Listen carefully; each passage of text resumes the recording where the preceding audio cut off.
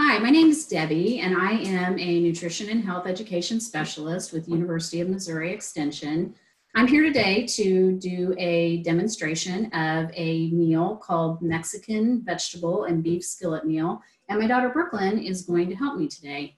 So Brooklyn, what's the first step that anybody should do before they make a recipe? Wash your hands. Right, you should always wash your hands. So we have both done that. Be sure when you wash to use soap and scrub the insides, the tops, the inside of your fingers, get them really soapy, scrub them for 20 seconds if you can, rinse them and dry them really well.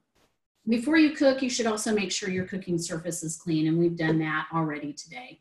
So again, the recipe that we're using is called Mexican vegetable and beef skillet meal. You can find that recipe online at foodhero.org and put Mexican vegetable and beef skillet meal in the search bar. The recipe should also be posted with this video, so you can find it that way as well. So we'll start telling you about the ingredients and the tools needed for this recipe. We're using an electric skillet today, and that's fine to do. We mainly chose that just so that we would be able to demonstrate the recipe a little easier. So of course you can do this in a skillet on your stove. And that's one reason I like this recipe, is because it's a skillet meal. Everything goes in the skillet. So there's really not a lot required. We're just going to have the skillet and then of course a spatula to mix everything together. Another reason I really like the recipe is the variety of ingredients that it calls for and the flexibility you have in changing those ingredients. So we're going to start with some chopped onion, and Brooklyn's going to help me by putting that in the skillet.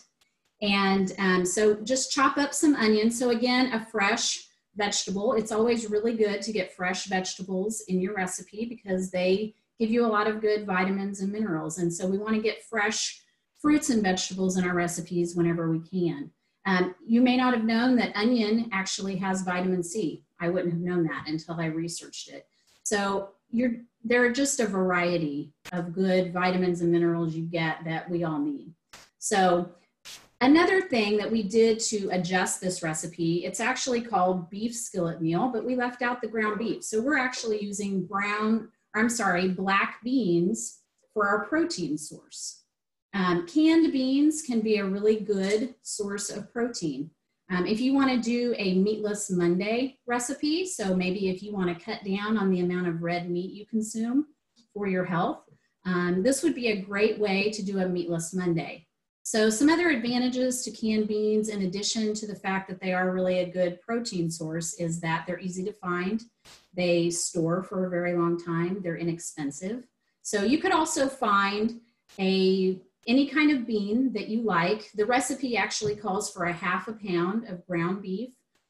If you do use ground beef, I recommend lean ground beef so that you have less fat. That saturated fat that we find in meat isn't healthy for us, so we try to limit that as much as possible. But another way to work around that is you could also use ground turkey or ground chicken. So you can see with this recipe, you have a lot of flexibility and a lot of choices and a lot of ways you can tailor it to the way that you like it. So another thing we did with this recipe to help it be a little bit easier and faster is we're using brown rice, and we already cooked the rice ahead of time. So I just looked at the instructions on the box. This is actually the brown rice that I used, and if you look on the side of the box, there are instructions for how much rice to use, how much water to use, and how long you can put that in the microwave.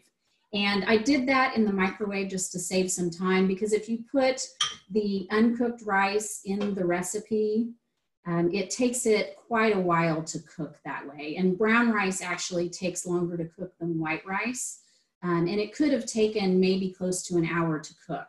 So, knowing that as a family, if you guys are like we are, we're always looking for quick meals, easy meals, things that we all like. And we want to get them done and on the table quickly. So putting that rice in the microwave is just a way to work around that a little bit and shorten that cooking time. The other reason that we chose brown rice is because it's a whole grain. What a whole grain means is that it has all the parts of the grain. There are actually 3 parts of a grain kernel. And when you're eating a whole grain, you get all 3 of those parts. And all 3 parts have things that are good for you. So you're getting fiber and you're getting nutrients. So I always like to, if I'm going to use a whole grain, I like to use, or if I'm going to use a grain, I like to use a whole grain rather than a non-whole grain because it's giving me more nutrition. And a lot of times it's the same amount of money. So it's not costing me any more, but I'm getting more nutrition. So that's why we chose brown rice. We're also going to use tomatoes. And again, with this recipe, you can vary it up. I chose a can of petite diced tomatoes. Again, canned items are a great option because they're easy to find, they're easy to store, they're inexpensive. But if it was during the summer and we were making this recipe and tomatoes were in season, or if I was growing them in my garden, it would be a good option to use some fresh diced tomatoes too, and you could do that as well. When I chose the diced tomatoes, I chose tomatoes that didn't have any salt added, and I did that with the black beans as well. And that's something you may consider. Most of us get plenty of sodium. Sodium is something we do need, but we often get too much of it. And if we get too much, it can cause things like high blood pressure that can lead to heart problems later. So we don't want to constantly get too much sodium. So it's very easy now. I'm finding there are lots of good choices with canned items to select items that don't have salt added. And so I try to do that as much as I can just to cut down on that sodium. So we'll continue adding ingredients to our recipe here. We also have some fresh zucchini. And so this is, again, I wanted to have as much fresh food as I could. So the fresh zucchini was, I thought, a good choice. It didn't cost very much. I could find zucchini already in the store that looked pretty good. Remember, when you do cook with fresh produce, you want to wash it before you cook with it. And all you simply have to do is rinse it under cold running water. It is important that the water is running so you can rinse any chemical residue or any dirt off of it, but you don't have to use any soap. So just simply rinsing it under cold running water does the trick. And again, when we use those fresh items, we're getting more minerals, more vitamins, things that are healthy for our body that we need. So it is a great idea to add those fresh items whenever we can. Zucchini is very easy to grow in a garden. So again, if we were making this recipe during the summer, it would be a great way to use zucchini out of the garden. Brooklyn and I discussed before we started recording that she would have preferred broccoli. So that would be a good substitution you could have. You could use frozen broccoli or fresh broccoli and have that instead. So again, you can really just choose the items that you prefer. We're gonna go ahead and add corn. We just got a can of corn. So you'll notice if you look at the details of the recipe, it calls for 1.5 cups of vegetables, and that can be any combination of frozen, fresh, or canned. So we're gonna stir that up, and then we do have a spice mixture that we're gonna add to that. And that is 1.5 teaspoons of chili powder, 1 tablespoon of oregano, and 1 teaspoon of salt. And we just pre-mixed those so we could easily add those to the skillet. And that's just gonna give us a lot of flavor. The recipe called for 1 teaspoon of salt. I thought that looked like a little too much, so I put 1/2 teaspoon. Again, you can adjust that for the way that your family likes it. And again, I don't cook a lot with salt just because I know that we get plenty of sodium from the things we already eat, so I try not to add a lot of it to my food to keep things as healthy as possible. So this is looking amazing.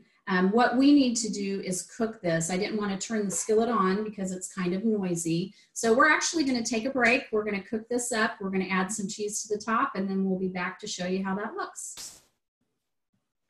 All right, everybody, we're back. So we were able to cook this while we were off camera because it was a little noisy and it took a little bit of time. But as you can see, it turned out really colorful. We added cheese to the top. So Brooklyn will put that on a plate and kind of show you what it looks like. I wanted to go through and just run through some tips that I may have forgotten. Since we didn't use ground beef in the recipe, I did spray the skillet with some extra virgin olive oil spray so that things wouldn't stick. As we mentioned in this recipe, there is a lot of opportunity to use fresh vegetables. And if you do that, what you would maybe consider doing is sauteing those ahead of time. I did that with the onions. I didn't do it with the zucchini, and I probably should have. So that zucchini could cook up a little bit, because really once you add all the ingredients that are already cooked, all you need to do is warm this up, and then you add some cheese to the top and melt the cheese, and then it's ready to go. So I really like that tip of pre-cooking your rice ahead of time, because it just made this recipe really fast and easy. A couple other things. When I used the onion, I only used part of it. So a tip for storing onion is if you use the part first, the opposite side from the root ball. So if you leave the root ball intact and save that piece will actually keep for longer.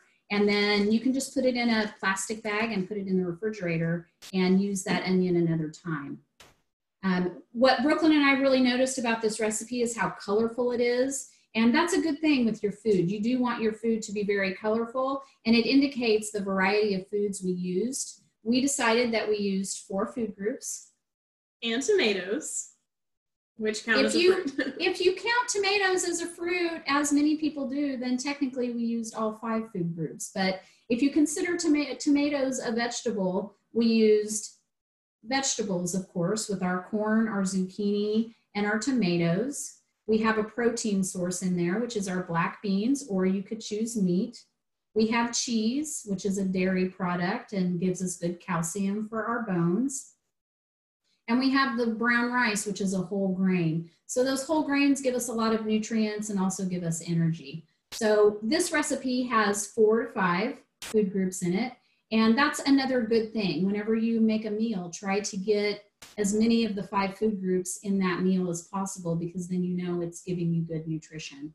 So again, we hope you guys will try this at home. We thank you for joining us for our cooking segment today. Remember that the name of the recipe is Mexican Vegetable and Beef Skillet Meal, and you can find it here with this video, or you can find it at foodhero.org, where you can also find other great healthy recipes.